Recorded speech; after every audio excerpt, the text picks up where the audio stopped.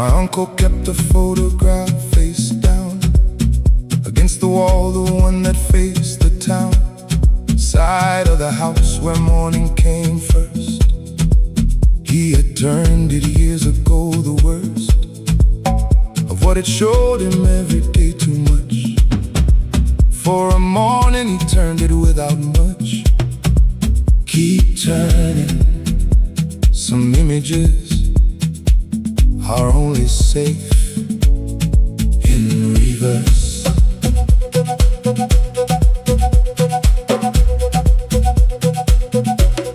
We never turned it back, not in this presence.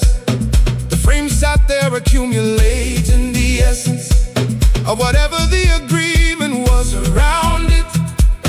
The dust collected on the back, we found it acceptable to clean around, but never to disturb the facing of it ever. I lifted it once, felt the weight shift as the image tilted, felt the rift of something pulling back toward the wall. The photograph is pulling me under.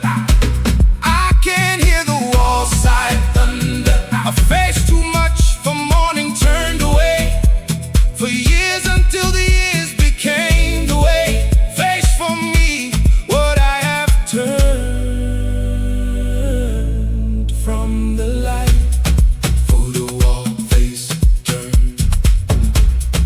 Photo wall, face turn. Photo wall, face turn, turn. Photo wall, face turn, turn. Photo wall, face turn. Photo wall, face turn. High, ho, high, no photo. Whoa! After he died, my cousin turned it over. Stood there in the morning light and clover, colored silence, looking at the face that had spent 20 years against the place where nobody could see it. A young woman, neither of us recognized the human face, completely strange to both of us. We stood there in the morning without fuss, holding a stranger he had turned from light. They say the dead release the things they could not face, but my uncle kept a stranger turned against his wall for 20 years. I do not need to know who she was. I only need to know he turned her face down on a morning and never turned her back. Never turned her back. Trust the face against the wall. My uncle kept a photograph face down, against the wall, the one that faced the town. Keeping something turned from all the lights, a face too much for morning or for night. My cousin turned it over after he was gone. A stranger neither of us had known. Leave your mark. We are still holding the stranger. The wall is still his. The morning is still first. The photograph remembers every year it's spent against the plaster.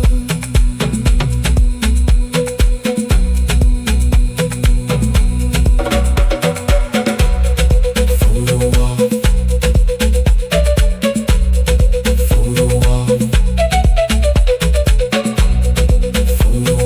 face turn. Photo wall.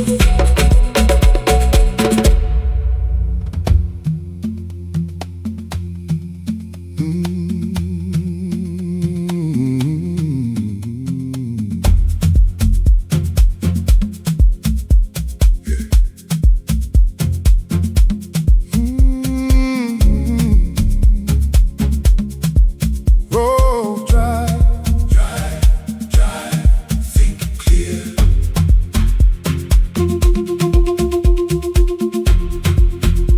My father had a road he drove when things required more thinking than the house brings. any problem, just a stretch of road outside the town that bore a different load of silence than the house or office could. He drove it slow and came back understood. Keep driving, some roads exist only for the thinking. We knew when he had taken it by the particular quality of the free and settled away. He came through the front door after something had been worrying before. He left without announcement, just the car gone from the drive, and then an hour and far away. The decision made or shelved or simply moved from where it sat to somewhere dimly more manageable inside his mind. The road is pulling me under. I can hear the thinking thunder. Every problem that required the drive came back more human, more alive. Drive for me until the thinking clears. Road drive, think clear. Road drive, think clear. Road drive, drive, drive, think clear. Road drive, think clear. Road drive, think clear.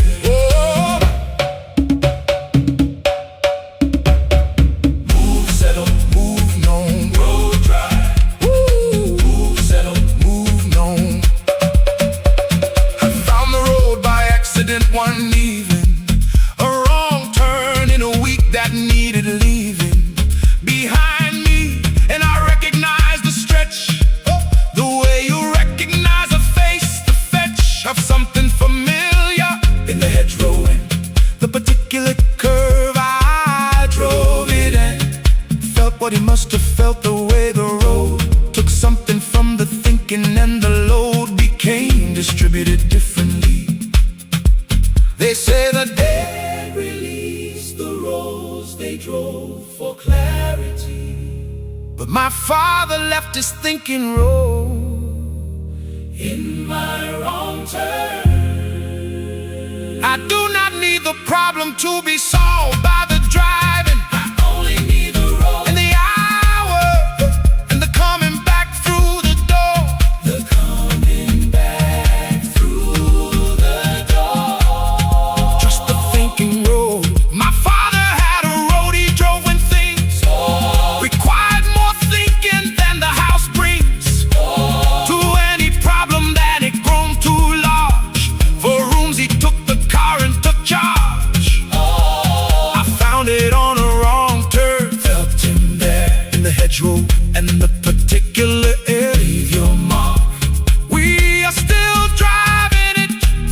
The road is still outside the town. The curve is still his. The road remembers every problem that was driven into clarity.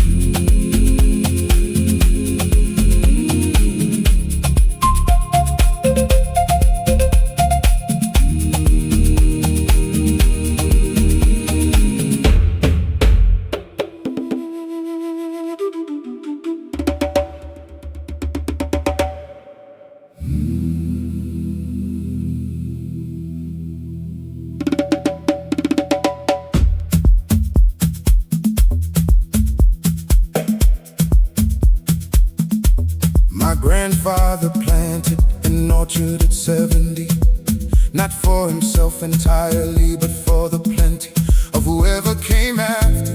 He chose the trees by what they would become, not what the ease of the planting cost him. At 70 on his knees he planted 12 and said, when gone, keep planting. Some men sow for tables they will never sit at. The orchard took 5 years to give its first real fruit by then the man who nursed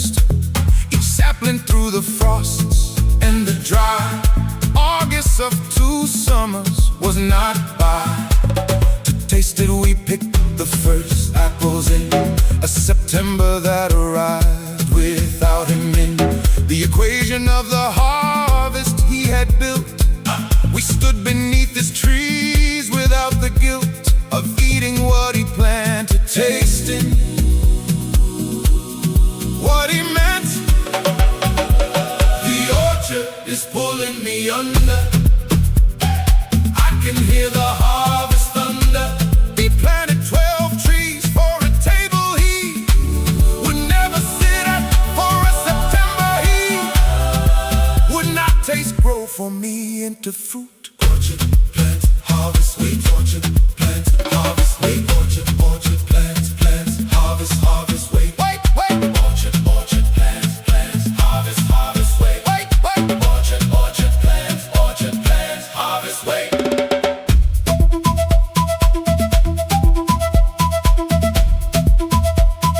Grow, give, grow, known. Orchard plant. We harvested each September, now the 12th. Trees older every year we delve into the particular variety he chose for each of us, with the propriety of knowledge about what each grandchild needed. From a tree he said, this one he seeded. For your patience, this one. For your hunger, this one. For the one among the younger ones who would need sweetness more than most. They say the dead release the seasons they were planning toward, but my grandfather chose 12 trees for 12 people he loved. I do not need him at the harvest to taste what he intended. I only need September and the particular tree he chose for me. The particular tree he chose for me. Trust the orchard at 70. My grandfather planted an orchard at 70. Not for himself entirely, but for the plenty of whoever came after, choosing every tree for someone specific in the family. We harvested each September in his name. 12 trees, 12 people, always the same. Leave your mark. We are still harvested. The orchard is still his 12. The September is still coming. It's still coming. The trees remember every hand that planted them for someone else.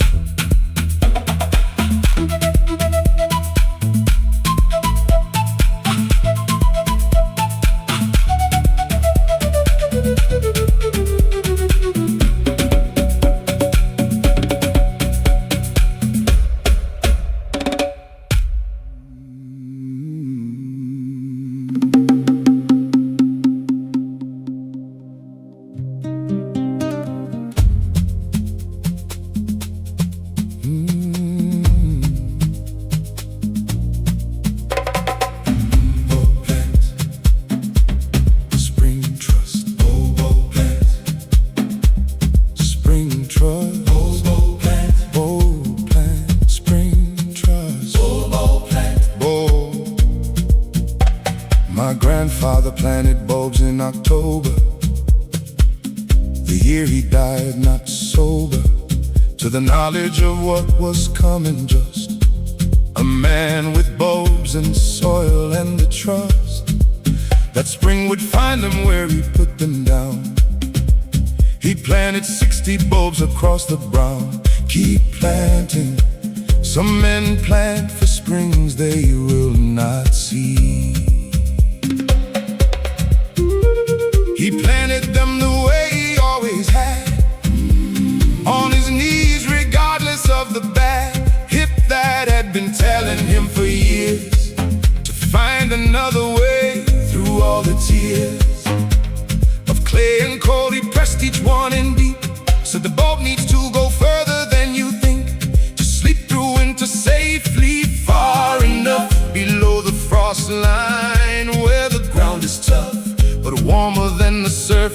said, trust the dead.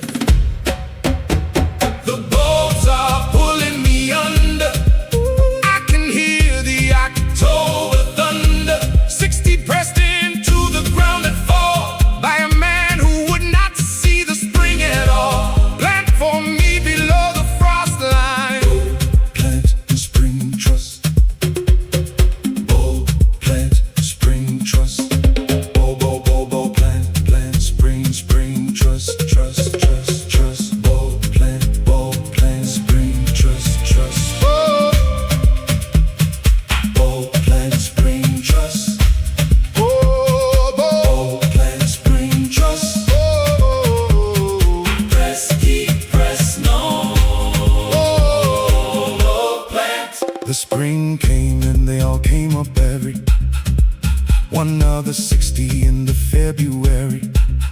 Light of a garden he had left behind. We stood there counting them, my mother blind, with something between grief and gratitude that he had knelt in October in the rude cold of that particular autumn, knowing or not knowing that the spring and growing would arrive without him into color. They say the dead release the seasons they were planting for, but my grandfather pressed 60 bulbs into October ground. I do not need him here to see them come up. I only need to count them in February and feel him kneeling in the cold. Feel him kneeling in the cold. Trust the depth below the frost line. My grandfather planted bulbs in October.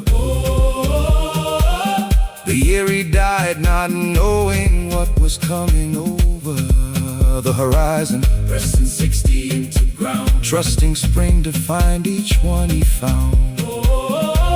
They all came up that February cold. Every one of 60 counted and consoled. Leave your mark, we are still planting. The ground is still cold. The depth is still his measurement.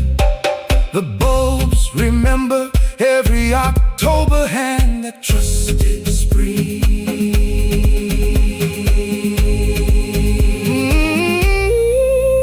Bulb plant. Bulb plant.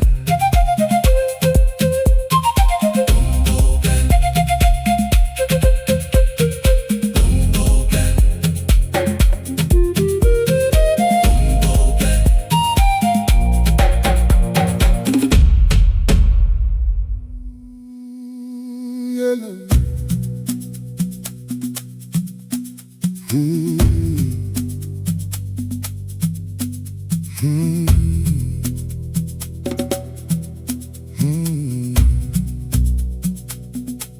My father had a way of placing his hand upon my shoulder that I understand now as a complete sentence in itself, a grammar taken down from some high shelf of knowing without words. He placed it there in the particular weight of someone aware.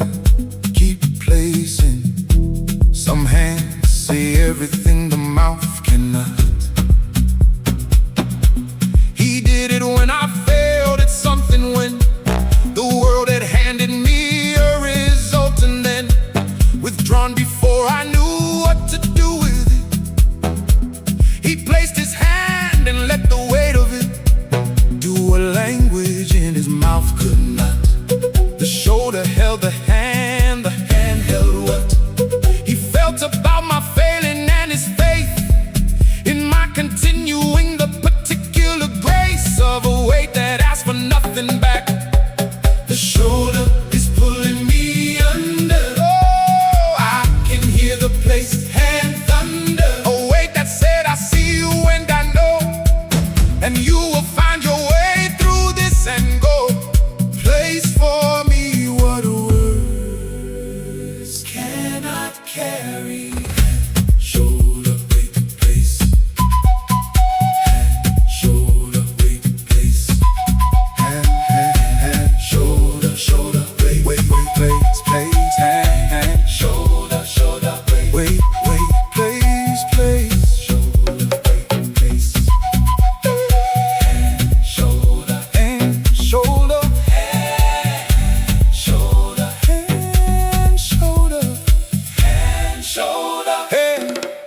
I placed my hand on my son's shoulder last November when the thing he wanted passed him by, and left him at the kitchen table with the particular and terrible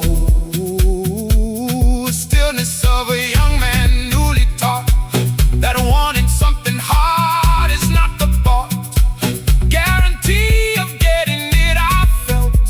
My father's hand come through me as I dealt the only language either of us had. They say the dead release the gestures they repeated, but my father left his hand on my shoulder in my palm. I do not need the words that never came with it. I only need to feel it come through me when My son needs it most.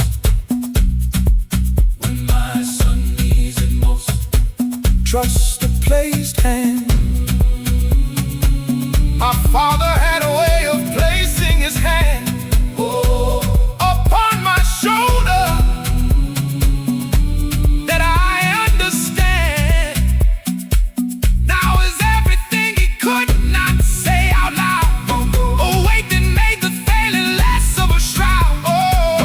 I placed my hand on my son in November cold, feeling my father's hand come through the fold. Leave your mark. We are still placing hands. The shoulder is still his. The weight is still right. The hand remembers every silence it was placed into.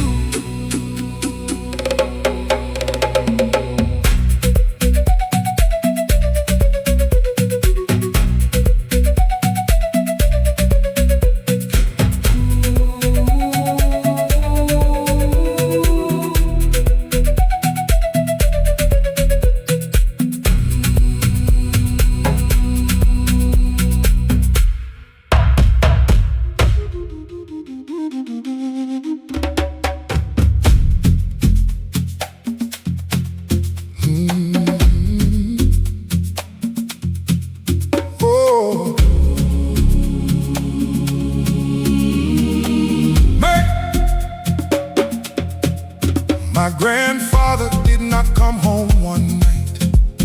Stayed out until the morning in the light of somewhere none of us ever found out. My grandmother sat through it without a single word of accusation when he came through the door at 7 and then keep returning. Some absences make the presence more visible. She had the tea already made the way. She always did as if the ordinary day had simply started at its usual time, as if the night had not become a crime. Scene of unanswered questions, she just poured and set the cup before him and ignored the whole of it, or seemed to either way. She gave him back his ordinary day without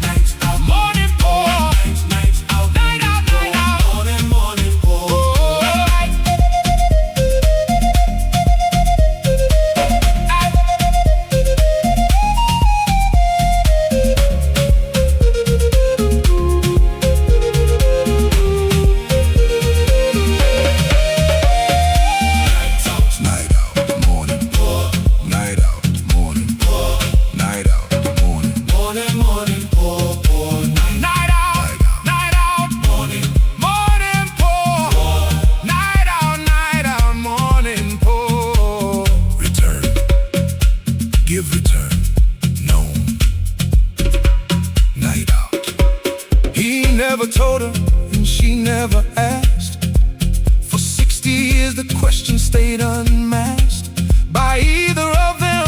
It became a room inside the marriage. Neither entered the gloom of it dissolving over time into the ordinary texture of the two of them together. My grandmother said once near the end that some things make more sense left inside the night they happened in. They say the dead release the nights they kept to themselves. But my grandmother kept 60 years of not asking. But my grandmother kept 60 years of not asking. I do not need to know where he was that night. I only need her pouring the tea at 7 without a question. Pouring the tea at 7 without a question. Trust the unasked thing. My grandfather did not come home one night. Stayed out until the morning in the light, somewhere nobody ever came to know. My grandmother just let the ordinary flow.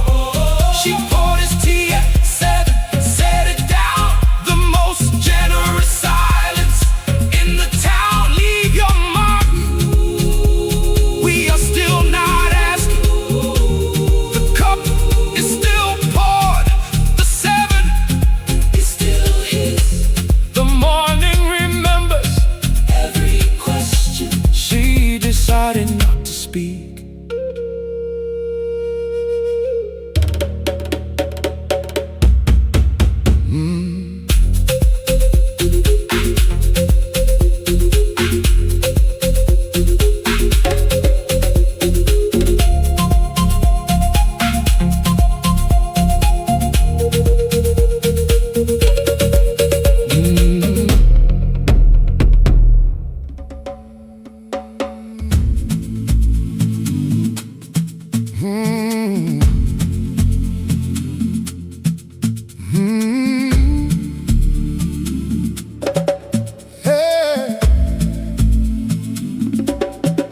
My father sat on the floor to teach me, not in a chair, not kneeling just to reach me.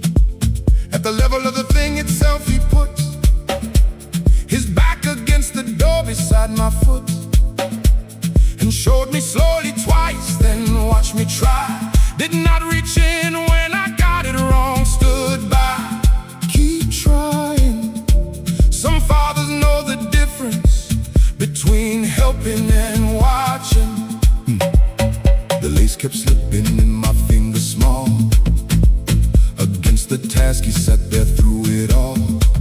The third attempt, the fourth, the fifth without a word of frustration, without a doubt that I would get it. Just a patience so complete, it felt like something other than the slow afternoon. It was felt like a gift of time. He had decided he would lift from himself and place entirely around me. The lace is pulling me under.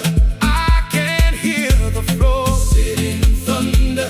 He put his back against the door and gave me every minute that the learning craved. Tied for me until the loophole. Lace, loop, floor, try. Lace, loop, floor, try. Lace, lace, loop, loop, floor, floor, try, try. Lace, lace, loop, loop, floor, floor, try, try. Lace, loop, loop, lace, loop, floor, try. Lace, loop, floor, try. Cross, pull, cross, no lace, loop.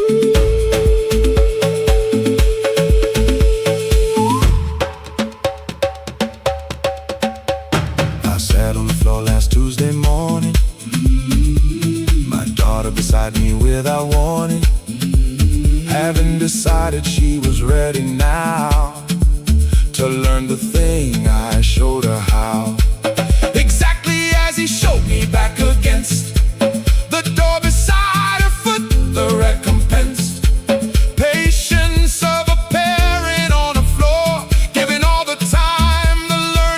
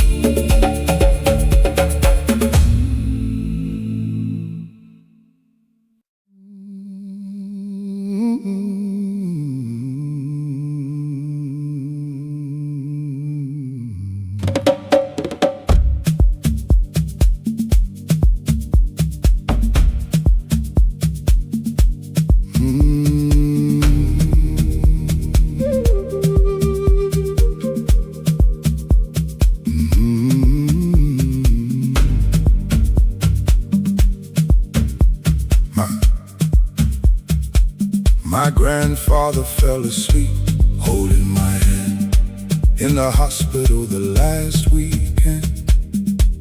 I did not move for 2 hours, did not shift or cough or reach for water, did not lift my hand from underneath the weight of his, for fear of breaking whatever this. Keep holding some hands you do not let go of, even when they sleep. His grip had loosened from what it once was, the particular and certain pressure because of age and illness, but the warmth remained, the temperature of his hand unchanged. From every handshake, every shoulder pressed, every head of mine he had blessed, in the unconscious way of grandfathers who touch without the ceremony. Others require just a hand placed and held. The hand is pulling me under. I can hear the sleeping thunder. 2 hours without moving in the chair, afraid to break whatever was still there. Hold for me through the sleeping. Hand, hold, sleep still. Hand, hold, sleep still. Hand, hold, sleep, sleep still, still, still. Hand, hold, sleep still, still. Hand, hold, sleep still. Hand, hold, sleep still. Warm, keep warm, no. Hand, hold.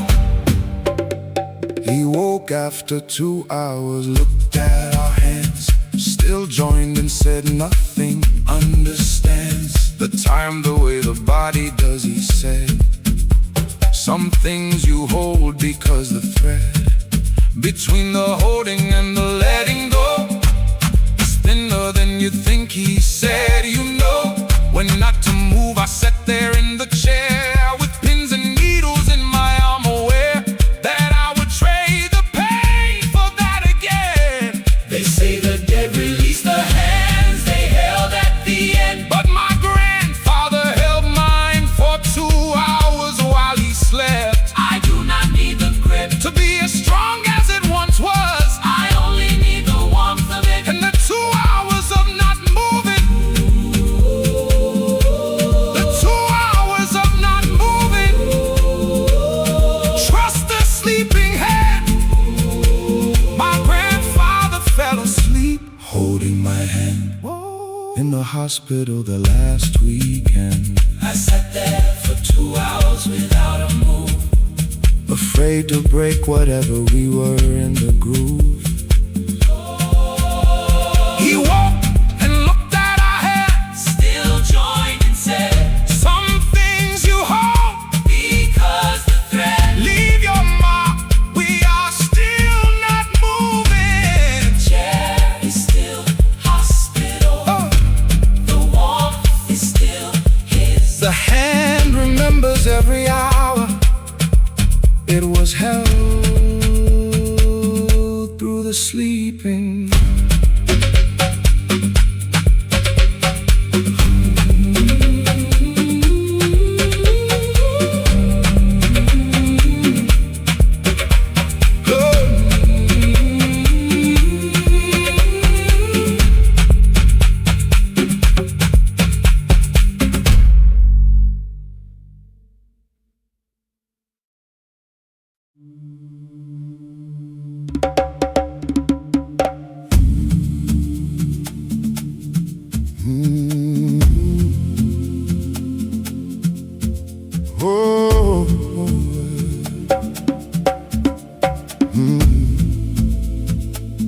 My grandfather wrote a list and left it in the drawer beside the bed, bereft it was of anything but practical instructions for his funeral. Among the deductions of what he wanted was a song we knew, but had not heard him play or sing it through. Keep choosing.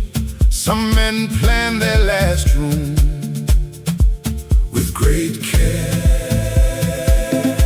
The song was not religious, not a hymn, just something from his younger years, the brim of a decade when the world had felt possible before the cards were dealt into the shape of his actual life, before the children and the years of strife and ordinary joy had settled him into who he became, before the slim thread of who he might have been had thinned.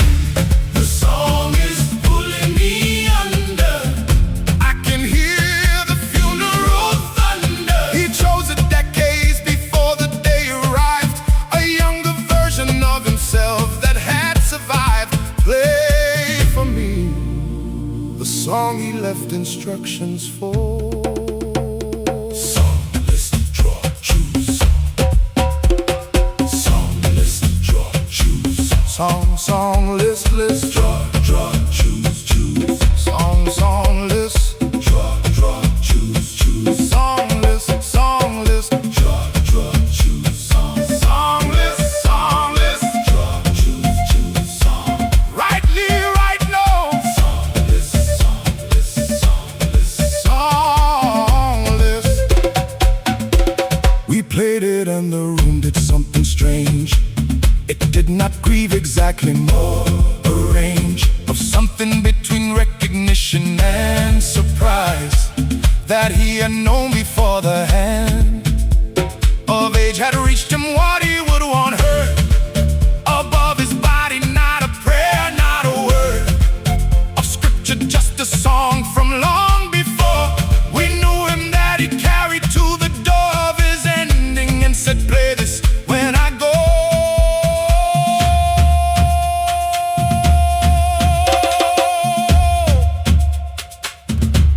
They say the dead release the music that they love, but my grandfather chose his last song 40 years before he needed it. I do not need to understand the choosing, I only need the song playing in a room full of people who did not know it, full of people who did not know it. Trust the list in the drawer. My grandfather wrote a list and left it in the drawer beside the bed, bereft it of everything except what mattered most, a song to play for everyone he loved the most. We played it and the room became his youth, the version of him living in that truth. Leave your mark, we are still playing it. The drawer is still his, the list is still there.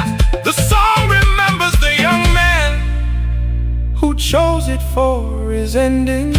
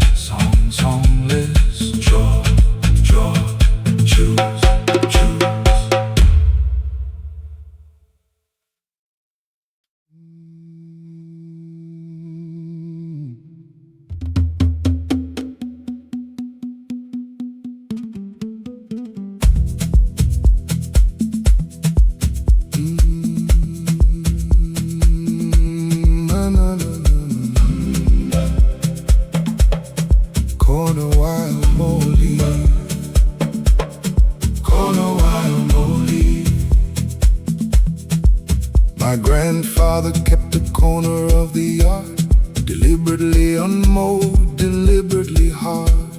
Against any tidying, he left it wild. Whatever wanted growing there was styled by nothing but itself. He mowed around it every week for 30 years and found it keep leaving. Some corners are reserved for what arrives on its the corner was for. He said nothing, just looked at it before. Returning to the mowing and the shade, he cut around it every week, the drape of whatever grew that changed with every season. Nettles in the spring without a reason, giving way to something else in summer. Then the autumn and the quiet number of whatever seeds had found their way inside. The corner is pulling me under. I can hear the unmowed thunder.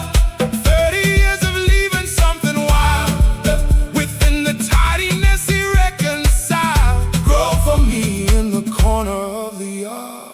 Corner, wild molly. Corner, wild molly. Corner, corner, wild, wild, wild molly. Corner, corner, wild, wild molly. Corner, corner, wild molly. Corner, corner, wild molly.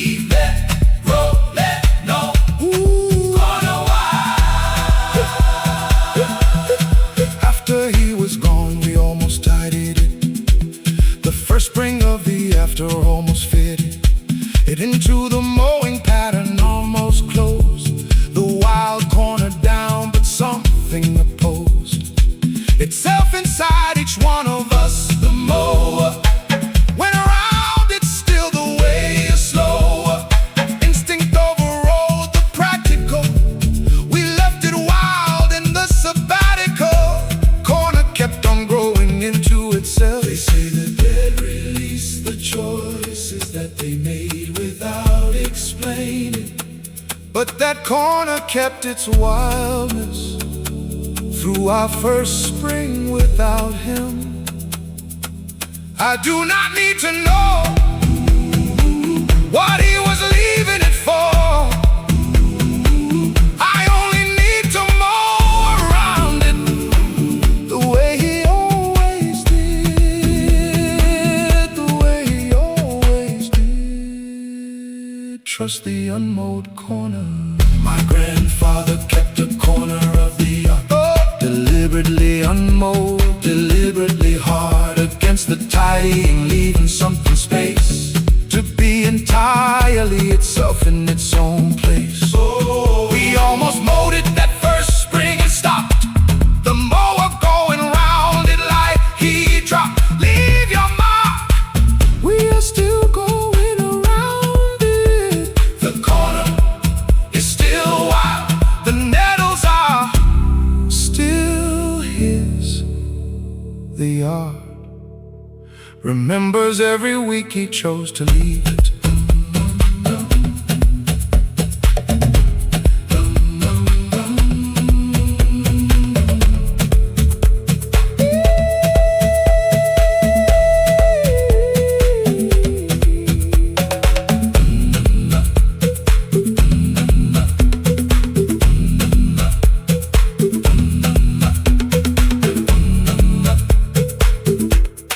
Corner wild molly.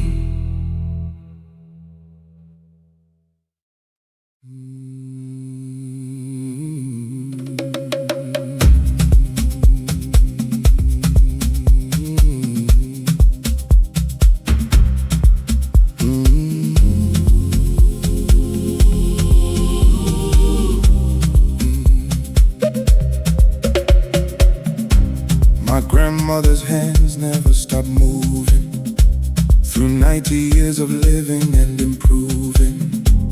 Everything within their reach they found, the idle moment and uncomfortable ground to stand on, always something to be done. Before the light went in, after it had gone, keep moving. Some hands were built for the entire lifetime.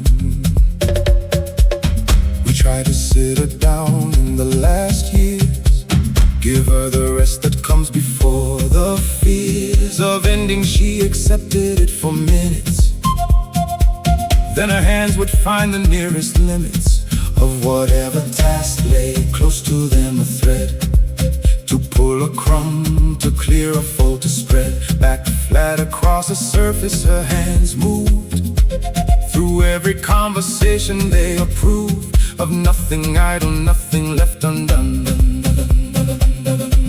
Now the hands are pulling me under. I can hear the restless thunder. 90 years of moving through the tasks. Her hands never once stopped to ask, move for me. Through everything that needs doing. Hands move, task done. Hands move, task done. Hands move, task done, done. Hands move, task done, done. Hands move, task done. Fine, clear, fine, no. Hands move. The stillness of her hands at the end was the loudest thing the room had ever had. Inside it, we stood looking at the quiet of them finally resting in the riot of everything that needed doing still. Around them she had never had the will to stop, and now the stopping was complete and permanent, and wrong in the defeat of everything her hands had always known. They say the dead released the work they kept themselves alive with, but my grandmother's hands were still moving at the end of 90 years. I do not need to find the task she would have found. I only need to keep my own hand moving through whatever needs doing, through whatever needs doing. Trust the hands that cannot be still.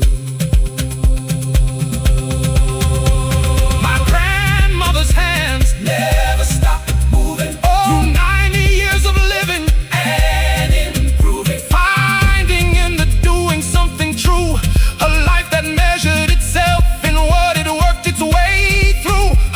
The stillness of her hands at the end spoke louder than anything those hands had broke. Leave your mark.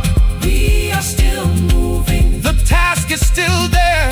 The hands are still hers. The work remembers every pair of hands that never asked for us.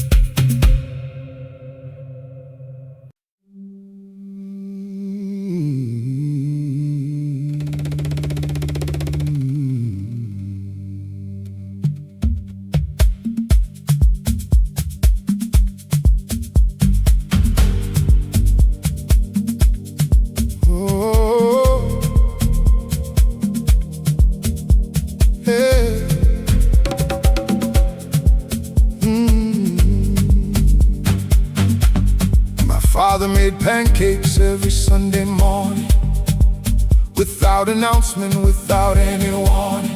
Just appeared in the kitchen before anyone was fully awake, and by the time the sun had reached the table, they were already done, stacked and waiting for whoever came. Keep making some rituals, ask for nothing in return. He had a particular and heavy pan, blackened from the years, the only man in the house who used it said a pan like this takes decades, said you cannot plan. The seasoning, you have to earn it slow, through years of Sunday mornings letting go of any other pan. He said this one knows what it is, for by now he spun the batter thin across the blackened base. The pan is pulling me under. I can hear the Sunday thunder. Every week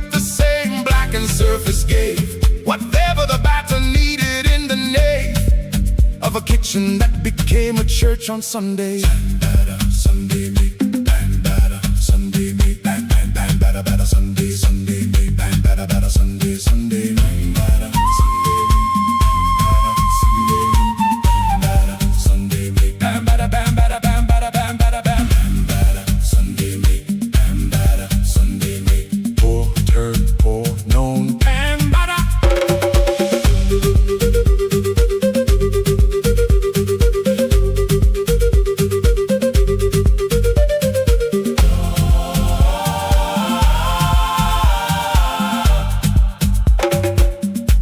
Have the pan now in my kitchen hung beside the stove the way it always clung to the hook beside the stove. I make the pancakes every Sunday for the sake of something I cannot entirely name. The children come before I call them, saying, as we did drawn by something in the air of Sunday morning batter in the rare particular smell of a blackened pan earning its keep. They say the dead released the kitchens that they fed us in, but my father left his Sunday in a blackened pan. I do not need the recipe to be exact. I only need the pan on the hook and the children coming before I call. Coming before I call. Trust the blackened pan.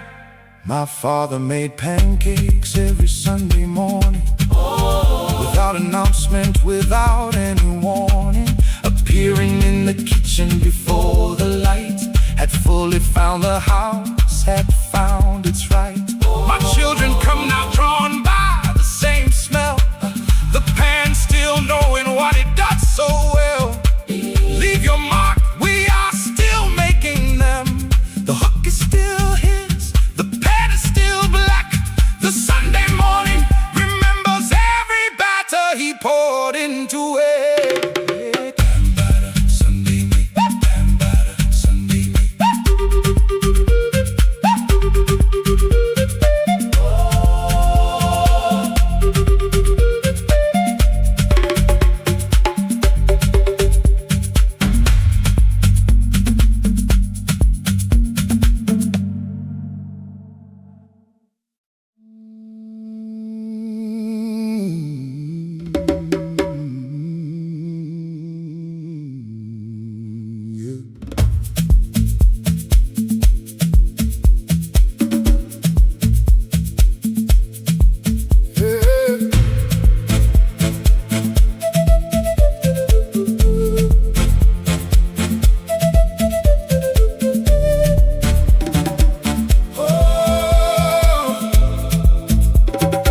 My great-uncle built a chair for the porch of a house he was still building by the torch of his retirement dream, a house that took 11 years to finish every look of it, deliberate every board.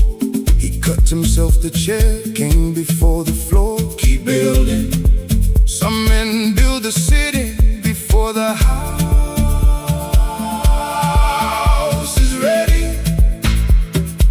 The chair sat in the workshop all those years, waiting for the porch through all the fears of budgets and of permits and the slow accumulation of the years, the glow of it in the workshop corner every morning. When he entered was the very promise of the city. He was working tall, he touched it passing sometimes like a word of encouragement to himself about the house. The chair is pulling me under, I can hear the workshop thunder. 11 years it waited in the corner for a porch that kept arriving a little further. Sit for me when the porch is finally done. Chair, porch, wait, build. Chair, porch, wait, build. Chair, porch, wait, build, build. Chair, chair, porch, chair, chair, porch, wait, build. Chair, porch, wait, build. Finish, sit, finish, no. Chair, porch. Finish, sit, finish, no. Chair, porch. Finish, sit,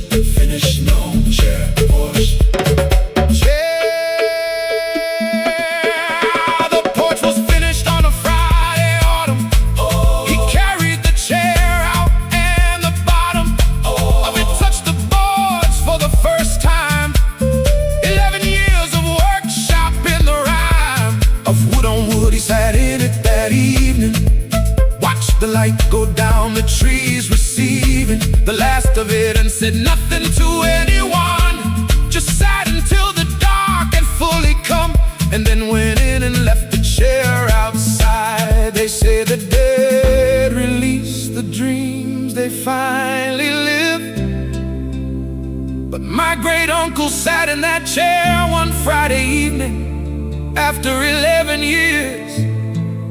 I do not need the house to have been finished sooner.